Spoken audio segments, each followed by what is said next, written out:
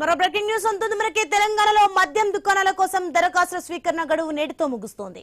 రాష్ట్రంలోని 2620 మద్యం షాపులకు దరఖాస్తులను ఎక్సైజ్ శాఖ ఆహ్వానించింది. ఇక సాయంత్రం 5 గంటల వరకు దరఖాస్తు చేసుకోవడానికి అవకాశం ఇచ్చింది.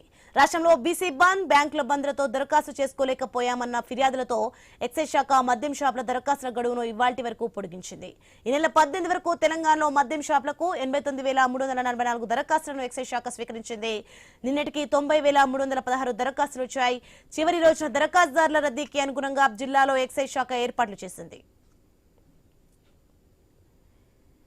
రైట్, ఇదే అంశానికి సంబంధించి మరింత సమాచారం మా ప్రతినిధి ప్రవీణ్ ఫోన్ లైన్ లో అందించే సిద్ధంగా ఉన్నారు. ఎస్ ప్రవీణ్, మనం చూస్తున్నాం తెలంగాణ మద్యం దుకాణాల కోసం దరఖాస్తు స్వీకరణ గడువు నేటితో ముగుస్తోంది.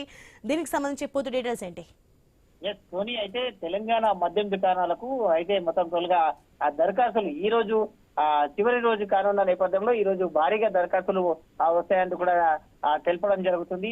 ఆసక్తి కలిగిన వారు 23వ తేదీ గురువారం సాయంత్రం 5 గంటల లోపల దరఖాస్తులు చేసుకోవాలంటూ కూడా ఎక్సైజ్ శాఖ మరో అవకాశం కూడా కల్పించినట్టుగా తెలుస్తుంది.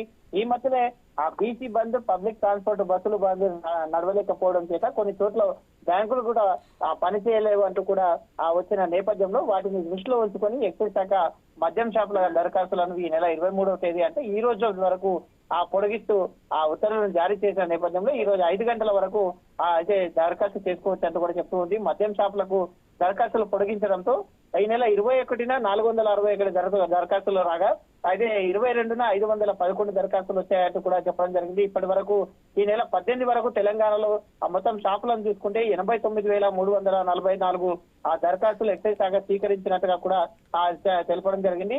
అయితే ఈ యొక్క బుధవారం వరకు నిన్నటి వరకు చూసుకుంటే 90,316 దరఖాస్తులు వచ్చాయంటూ కూడా చెప్తుంది. మద్యం షాపులకు చివరి రోజు దరఖాస్తులు అయితే భారీగా రావచ్చు అంటూ కూడా చెప్తుంది. జిల్లాలకు సంబంధించిన కౌంటర్లను అయితే ఎక్సైజ్ శాఖ కార్యాలయంలో సపరేట్ గా ఏర్పాటు చేసినట్టుగా చెప్తుంది. అన్ని జిల్లాలకు డిపిఓ కార్యాలయాలకు దరఖాస్తులు చేసుకోవడానికి అవకాశాలు కూడా కల్పించారు.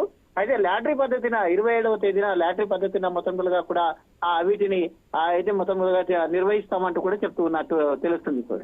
Right, thanks for the information Praveen.